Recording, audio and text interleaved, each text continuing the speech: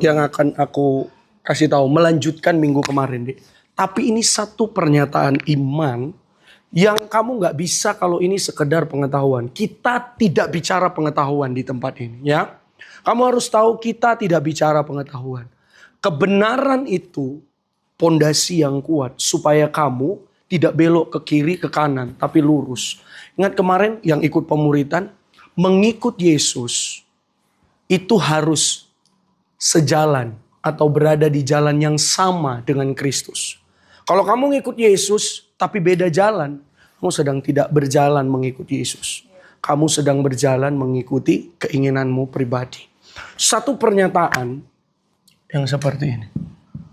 Tuhan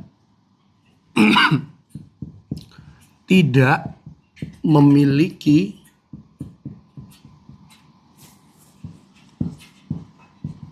apa-apa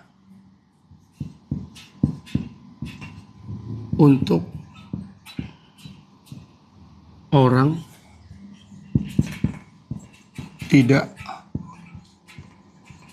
percaya. Tuhan tidak memiliki apa-apa untuk orang tidak percaya. Kenapa begitu? Sebab Tuhan memiliki segala sesuatu untuk orang yang percaya. Amen. Dia punya semuanya, iman dia punya. Kamu punya iman bukan karena kamu beriman-iman sendiri. Kamu punya iman karena Kristus memberi kamu iman. Makanya kamu punya iman. Kamu punya pengharapan karena Tuhan yang beri kamu pengharapan. Kamu punya masa depan karena Tuhan yang beri kamu masa depan. Posisi kamu waktu kamu jadi orang percaya berarti Tuhan punya segala sesuatu untuk kamu yang percaya. Waktu kamu tidak percaya, Dia tidak punya segala sesuatu. Dia tidak punya apa-apa yang Dia bisa bagikan kepada orang yang tidak percaya. Ini yang paling parah di bagian ini. Karena waktu orang tidak percaya, dia sedang tidak bertuhankan siapapun. Dia bertuhankan kenyataannya, kondisinya, tapi tidak bertuhankan Tuhan Yesus. Karena itu kamu harus taruh di dalam dirimu, yakin bahwa aku ini orang percaya. Aku ini sedang tidak percaya-percaya karena kata orang. Ayub ngomong, dulu aku mendengar Tuhan dari kata orang.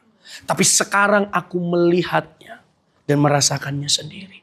Artinya ini perjalanan kita dengan Tuhan. Kalau kita tidak berjalan dengan Tuhan, imanmu akan tetap iman yang seperti itu. Iman percaya tanpa dasar. Pengalaman akan buat kamu kenal jalan-jalannya. Amin.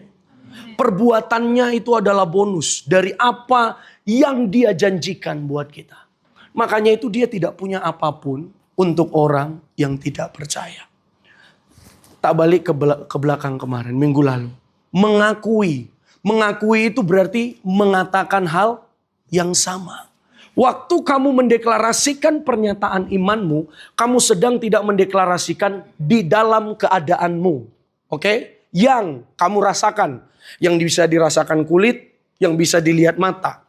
Tapi waktu kamu mendeklarasikan pernyataan imanmu di dalam Yesus. Apa itu? Posisi otoritas. Posisi kamu yang sekarang. Dia mati, Dia bangkit, naik ke surga, kamu ikut di dalamnya. Artinya posisi kamu bukan posisi yang lama. Manusia lama itu berada di luar Yesus. Dengar baik. Manusia lama berada di luar Yesus. Semua yang ada di manusia lama nilainya kosong. Tidak dihitung. Semua yang berada di manusia lama tidak dihitung sebagai kekekalan. Tapi waktu kamu masuk di dalam kematian Kristus, bangkit di dalam kebangkitan Kristus, naik di posisinya sekarang yang ada di sebelah kanan Bapa karena kamu di dalam Kristus. Ya, kehidupan kamu dihitung. Kehidupan kamu bukan kehidupan manusia lama, tapi kehidupan ciptaan yang baru. Karena itu posisi kamu. Waktu kamu tidak percaya, Tuhan gak punya apa-apa untuk kamu. Dia tidak bisa meyakinkan kamu. Bukan karena Dia tidak punya kuasa, tapi kebenaran sudah disampaikan. Waktu kamu tidak percaya, kamu pindah tempat. Bukan kebenaran kalah oleh keadaan. Bukan kebenaran kalah oleh kejahatan. Kejahatan tidak pernah bisa mengalahkan kebenaran. Tapi kejahatan itu adalah tempat atau area atau tempat kehidupan kamu. Waktu kamu masuk di dalam ruang lingkup kejahatan, maka yang jadi nilai kebenaran akan mulai luntur dari hidupmu. Tapi waktu kamu pindah kepada kehidupan di dalam kebenaran, yang kejahatan ini pun akan kamu pandang najis. Makanya kalau kamu hidup karena tidak percaya, percayalah Tuhan tidak punya apa-apa untuk kamu. Sekalipun Dia maha kuasa, Dia maha segalanya. Karena hanya di dalam Dia segala sesuatu diciptakan. Dengar baik, itu firman. Di dalam Dia segala sesuatu diciptakan, tidak ada di luar Dia. Waktu segala sesuatu di luar Dia, berarti tidak ada penyediaan, tidak ada janji, tidak ada tanggung jawab, tidak ada segala sesuatu. Karena waktu kamu ada di luar Kristus, kamu sedang menolak keberadaan Kristus. Hanya di dalam Kristus kamu bisa memperoleh segala sesuatu. Karena itu lihat posisi kamu ada di mana sekarang. Ada di dalam orang percaya, sebagai orang percaya di dalam Kristus atau di luar. Buka Roma 6 ayat 11. Kita akan lihat di sini. Roma 6 ayat 11. Roma 6 ayat 11. Boleh kita baca sama-sama sebagai orang yang ada di dalam Yesus. Kita baca dengan iman. 1, 2, 3. Demikianlah hendaknya kamu memandangnya, bahwa kamu telah mati bagi dosa kita, tetapi kamu hidup bagi Allah. Ada yang menarik teman-teman. Ini tangkap dengan iman. Karena waktu kamu ngerti ini, kamu akan bersuka cita. Tahu, memandang, kata memandang di situ pengertiannya begini. Dari sifatnya itu akuntansi, perhitungan. Artinya dia bilang begini. Memandang itu artinya memperhitungkan, memasukkan ke dalam pembukuan, atau menetapkan. Tahu, ini bukan sifat positive thinking. Bukannya. Tapi Tuhan, firman-Nya sedang bilang begini. Hitunglah atau balik ke belakang. Lihatlah apa yang sudah Yesus lakukan buat hidupmu. Dia bilang begitu. Makanya dia bilang, demikianlah hendaknya kamu memandang. Karena Paulus sudah jelaskan dari atas. Kristus sudah mati bagi kamu. Manusia lama kamu sudah dikalahkan. Kuasa tubuhmu sudah dihancurkan. Semua kamu tidak lagi jadi hamba dosa. Kamu hamba Kristus. Semua yang dia lakukan, Paulus sedang bilang begini. Hendaklah kamu memandangnya sekarang beda dari cara kamu pandang yang dulu. Waktu kamu ada di manusia lama, kamu memandang segala sesuatu mustahil. Tidak bisa terjadi. Semuanya ada batasnya. Di manusia lama kamu melihat semuanya pakai batasan. Setiap kali kamu mau ke sana, oh yang bisa ke sana cuma orang yang punya privilege. Yang bisa ke sana cuma orang yang S2, S3. Yang bisa ke sana, yang bisa memperoleh itu cuma orang yang begini, begini, begini. Itu orang yang ada di manusia lama. Semuanya cara pandangnya punya batasan. Tapi waktu ada di dalam Kristus, ingat. Firman bilang apa? Tidak ada yang mustahil bagi orang, itu dia. Semua batasan yang kamu dulu pandang, ini gak bisa diperoleh, ini gak bisa. Di dalam Kristus, nothing is impossible. Semuanya mungkin. Kenapa? Karena ini di dalam kehendaknya. Kecuali dalam kondisimu sekarang kamu bilang, Tuhan minta mobil Ferrari. Oh dia turun pukul kempok. Bodoh. Nggak mungkin lah dia kasih kamu untuk memenuhi hasrat nafsumu sendiri. Nggak ada itu. Nggak ada. Tapi waktu kamu di dalam Kristus, semua yang dulu semua yang dulu dengan batasan kamu pandang. Sekarang kamu bilang, itu mungkin bagi orang percaya. Amen. Karena kamu ada di dalam Kristus. Sekarang makanya kakak ngajarin. Aku ngajarin ke kamu. Dan aku belajar karena Roh Kudus yang ngajarin. Tahu apa yang kutemukan teman-teman? Waktu aku merenungkan tentang yang minggu lalu. Itu sudah sering terjadi dalam hidupku. Aku bersuka cita karena dia sekamar sama aku. Aku suka cita di dalam kamar. Kenapa? Aku lagi baca buku yang sekarang masih aku baca. Terus tiba-tiba di bab yang baru aku baca. Pas aku lihat, loh ini kok sama seperti yang ku sampaikan di hari Minggu kemarin. Makanya aku bersuka cita bacanya dan bilang, yes, rohnya sama yang ngajarin. Ternyata isi buku itu yang sudah puluhan tahun sama yang hari ini disampaikan Roh Kudus, sama isinya. Makanya tadi aku bilang ini bukan soal pengetahuan. Ini soal identitas yang sudah ditebus Kristus. Kamu bukan lagi manusia lama deh. Bilang sama-sama, aku bukan manusia lama. Aku bukan manusia lama. Kamu harus tetapkan di dalam hatimu bahwa kamu bukan manusia lama. Jadi waktu kamu memandang ini mustahil bagiku. Kamu harus masuk di dalam Yesus dan bilang, tidak ada yang mustahil bagi orang percaya. Karena waktu kamu pandang itu sebagai batasanmu, kamu berada di luar Kristus. Dan kamu dihitung sebagai orang tidak percaya. Karena Tuhan tidak punya apapun untuk orang tidak percaya. Tapi waktu kamu punya iman, iman yang berdasar di dalam Yesus, dia punya segala sesuatu. Ingat, segala sesuatu. Sebab segala sesuatu diciptakan di dalam dia. Di luar dia tidak ada diciptakan segala sesuatu. Harus kamu lihat. Makanya firman bilang, hendaklah kamu memandang. Artinya begini, kita diajak melihat ke belakang karya Kristus, bukan keadaanmu. Dia suruh kamu memandang karya Kristus. Di kayu salib, kutuk yang sudah dibayar, penyakit yang sudah disembuhkan. Semuanya kamu disuruh hitung ke belakang. Walaupun kamu belum ngalamin, tapi kebenaran ini bukan soal perasaanmu. Kebenaran bukan soal keadaanmu deh. Kebenaran bukan soal pikiranmu. Kebenaran soal Kristus sendiri. Jadi kamu diajak untuk melihat begini. Hendaklah kamu memandang itu lihat. Kamu sudah menghitung, Kristus sudah mati. Dia sudah bangkit, dia naik ke surga. Berkat di alam surgawi sudah dinyatakan, sudah diberikan kepadaku. Jadi kamu menghitungnya lewat situ. Dari situ kamu akan berjalan di dalam seluruh kepenuhan Allah. Di dalam seluruh kebenarannya. Jadi kamu gak menghitung lagi berdasarkan keadaanmu. Keadaanku masih sini kak. Keadaanku masih gini kak. Tidak deh. Tidak lagi begitu. Tapi kamu cara pandangmu udah beda. Kamu mendeklarasikannya bukan di dalam keadaanmu. Yang kamu bisa rasa, yang kamu bisa lihat. Yang bisa dirasakan semua indramu. Tapi kamu mendeklarasikannya di dalam Yesus. Itu posisi otoritasmu.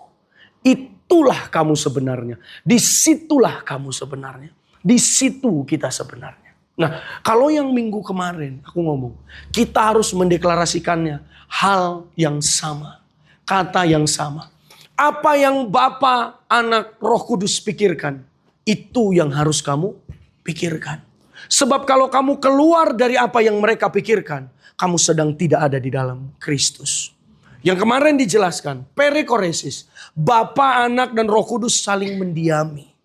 Mereka tidak keluar, mereka tidak terlepas, tapi mereka satu. Dan waktu Kristus mati, dia bangkit, dia naik, kamu ada di dalamnya. Kamu ditarik masuk ke dalam relasi ilahi. Relasi yang Tuhan lain gak bisa lakukan. Cuma Yesus yang bisa lakukan. Sebenarnya kamu punya banyak alasan untuk percaya Yesus daripada percaya keadaanmu. Karena kita kurang baca kebenaran deh. Papi ngajarin, ada yang bawa cermin? Ada gak? Ada cermin, gak apa-apa. Nih, aku akan menunjukkan kamu. Hah, pas. Aku pikir kamu bawa cermin sebesar gaban begini. Gak mau masukin, gak apa-apa. Nih, papi ngajarin kebenaran adalah cermin untuk melihat apa? Kebenaran adalah cermin untuk melihat apa? Keadaanmu, identitasmu yang sebenarnya. Nih, kalau kamu lihat. Nih, karena kecil ya. Kira-kira Krisya, coba deh. Kamu berkaca yang nampak apa? Wajah. Kaki nampak nggak? Nggak. Kenapa nggak nampak? Karena kecil. Oke. Coba Grace. Mana tahu Grace kan karena dia kecil. Mana tahu nampak sampai kaki. Sama yang nampak Grace? Sama. Kaki nggak? Ini berarti kurang kecil. Siapa paling kecil? Coba. Apa yang nampak? Kaki nggak? Berarti nggak ada yang lebih kecil. Monik. Coba Monik. Apa yang nampak? Kakinya enggak? Kenapa kakinya enggak nampak? Karena sekarang bayangin, kamu tak suruh imajinasikan. Cerminnya sebesar ini dari atas sampai bawah. Waktu kamu berkaca, nampak seluruhnya enggak? Nampak seluruhnya? Kalau papi kasih gambaran ini. Cermin itu untuk kamu melihat keadaan aslimu. Makin banyak kamu baca kebenaran, cerminnya makin besar. Dan makin utuh kamu lihat siapa dirimu di dalam kebenaran. Tapi kalau kamu baca kebenaran sedikit, kamu nampak sebagian-sebagian. Nggak bisa nampak seluruhnya dan seutuhnya. Itu kenapa kebenaran bukan jadi asupan biasa. Kebenaran kamu harus duduk di dalam kamarmu, tunggu dia bicara. Makanya kakak melatih adik-adik yang ada di kontrakan. Apalagi titelnya kalau di depan pintu. House of Warriors. Ya kaos. Ya kaos. Itu menakjubkan sekali aku bilang nih. Wah, House of Warriors ini. Kalau House of Warriors, masa yang di dalam kayak bebek kan gak mungkin. Gak bisa dong. Apa titel di luar harus mencerminkan yang di dalam. Langsung pewahyuan roh datang waktu lagi berdoa. Mari baca Roma. Sampai Ibrani. Satu ayat, satu rema. Bingung semuanya. Wah, langsung dididik. Ini masih dari pikiran, ganti. Wah, ganti. Tapi ada satu yang bertumbuh.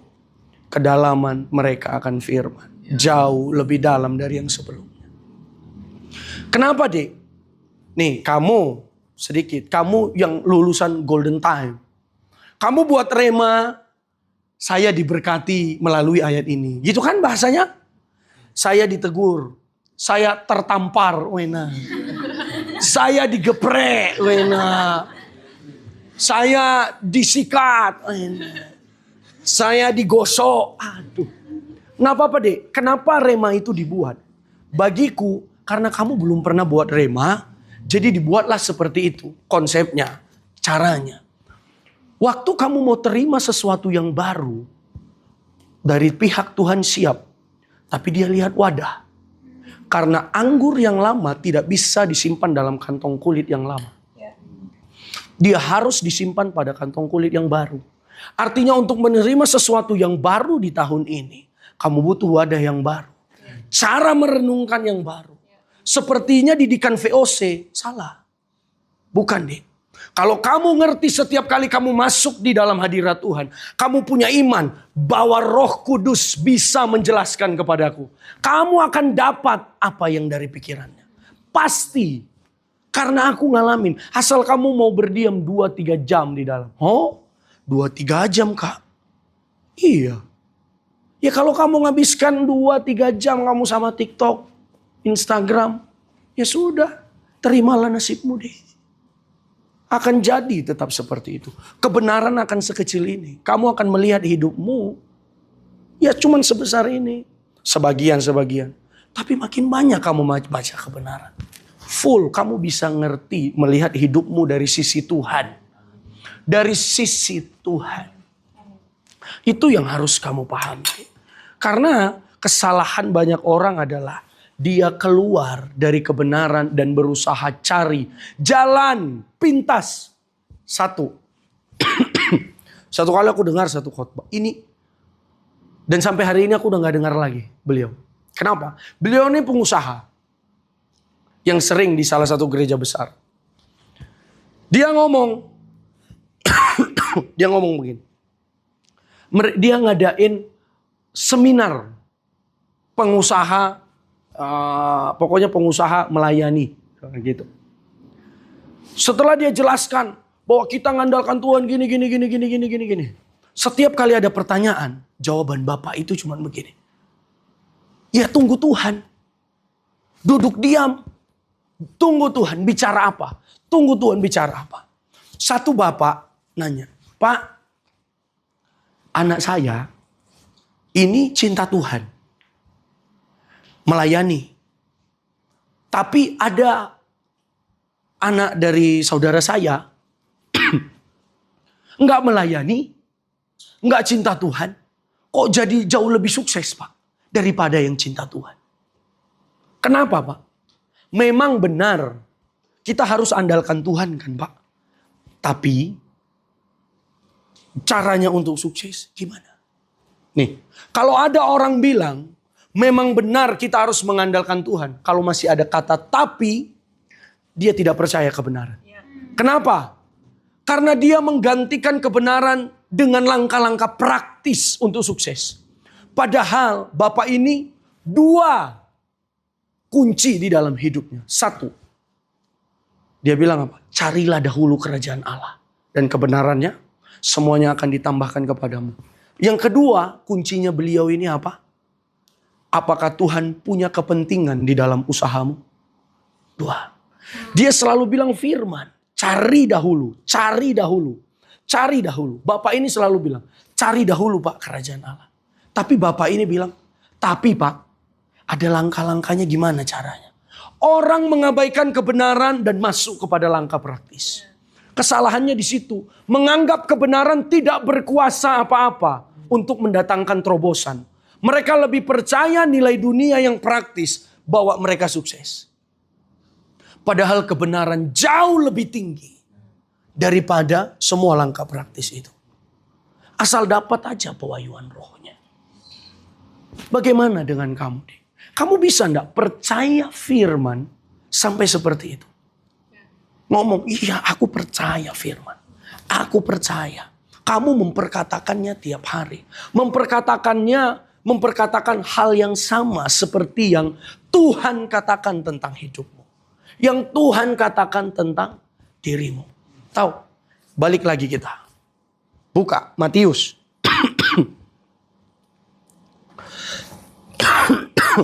Matius 10 ayat 32 sampai 33. Bagian ini yang aku mau ngasih tahu ke kita semua. Matius 10 32 sampai 33. Baca sama-sama. 2, 3. Setiap orang yang mengakui aku di depan manusia, aku juga akan mengakuinya di depan Bapakku yang di sorga. Tapi barang siapa menyangkal aku di depan manusia, aku juga akan menyangkalnya di depan Bapakku yang di sorga. Mengakui, mengatakan hal yang sama sesuai dengan apa yang Tuhan pikirkan tentang kita. Tahu enggak teman-teman? Waktu kamu dibawa masuk di dalam kematian Kristus, kamu diakui Bapa bahwa kamu sudah mati. Orang tidak mengakui kematianmu. Karena saat ini kamu hidup dengan tubuh yang seperti ini. Tapi tangkap baik-baik. Waktu kamu dibawa mati di dalam kematian Kristus, surga mengakui kamu sudah mati. Waktu kamu dikubur bersama dengan Kristus, surga mengakui kalau kamu sudah dikubur. Waktu kamu bangkit di dalam Kristus, Kristus bangkit, Bapa mengakui kamu juga bangkit. Waktu kamu naik di posisimu yang sekarang di dalam Kristus di sebelah kanan Allah Bapa, Bapa juga mengakui posisi kamu yang sekarang. Kenapa? Karena kamu ada di dalam Kristus. Barang siapa mengakui aku di depan manusia, aku juga akan mengakuinya.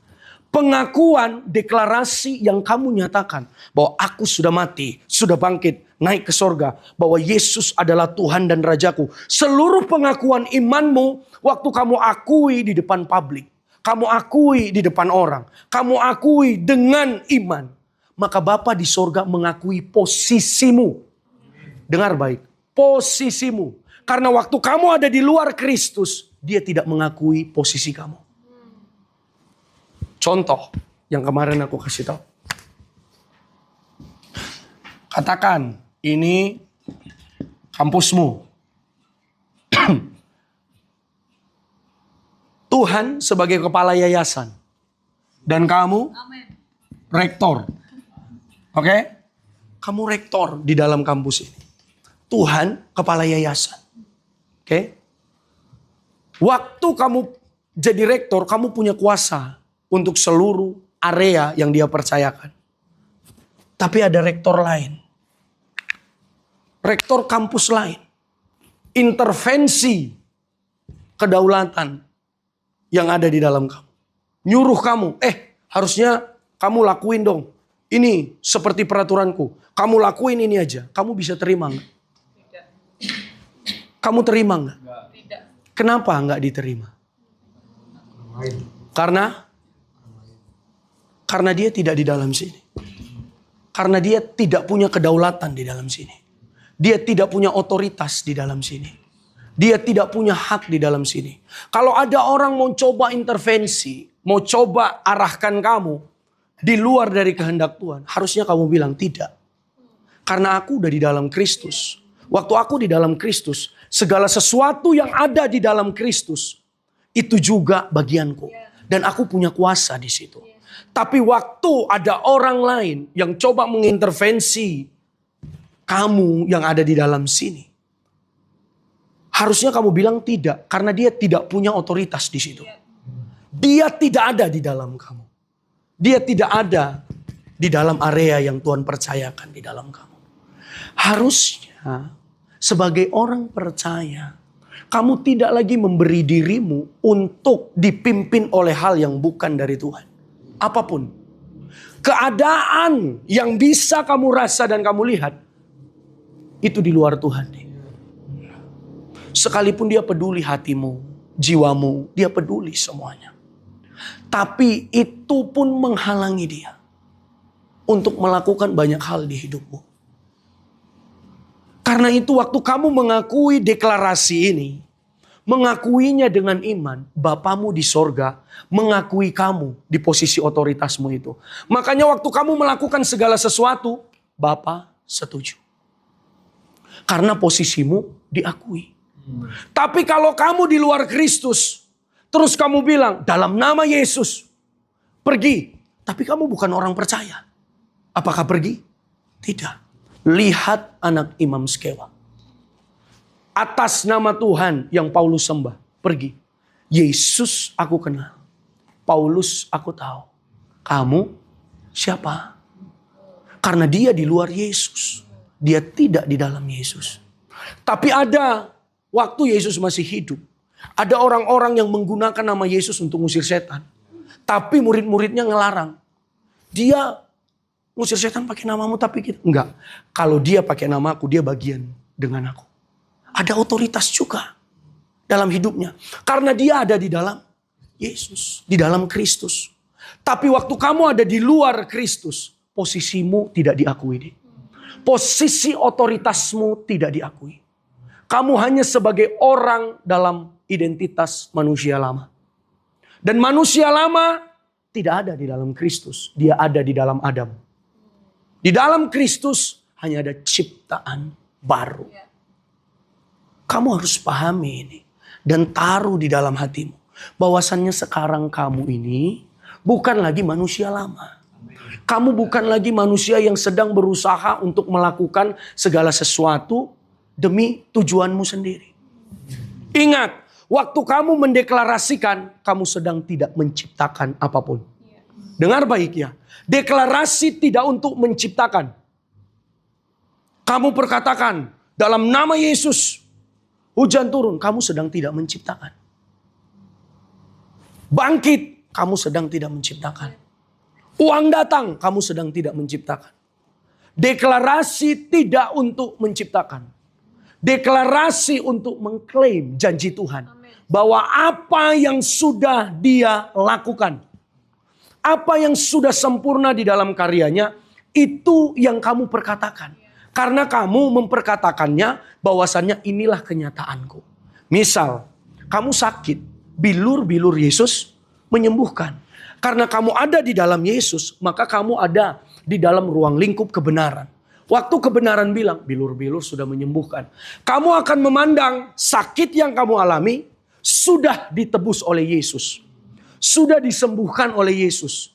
Jadi cara pandang kamu waktu dia kumat lagi, batuk, pusing. Kamu langsung bilang, bilur-bilur Yesus sudah menyembuhkan.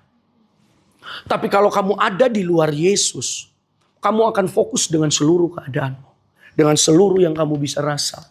Dengan seluruh yang kamu bisa raba, kamu lihat. Indramu akan otomatis hidup dia Oh iya, ini keadaanmu yang sebenarnya. Makanya iblis tidak pernah berhenti untuk terus memperhadapkan kamu dengan kebenaran. Karena dia mau menarik kamu keluar dari otoritasnya Tuhan. Dia mau menarik kamu keluar, masuk ke dalam kehidupan yang lama. Ke dalam identitas yang lama. Dia gak suka kamu di dalam identitasmu yang baru. Dia gak mau kamu di dalam identitasmu yang baru. Kenapa? Karena waktu kamu di dalam identitas yang baru, semua yang pernah dia ambil daripadamu, dia tahu itu akan direbut kembali dari tangannya. Karena itu dia gak mau. Dia selalu ngomong kebohongan buat kamu. Dia selalu ngomong fakta di dalam hidupmu. Faktanya bukan tentang Kristus di dalam kamu. Faktanya tentang apa? Keluargamu masih bertukunan. Kondisinya masih begini, adikmu masih begini, orang tuamu masih begini, semuanya masih begini. Terus kamu punya beban di dalam hatimu. Aduh iya ya. Akhirnya kamu mempertimbangkan. Papi ngajarin, waktu Petrus jalan di atas air.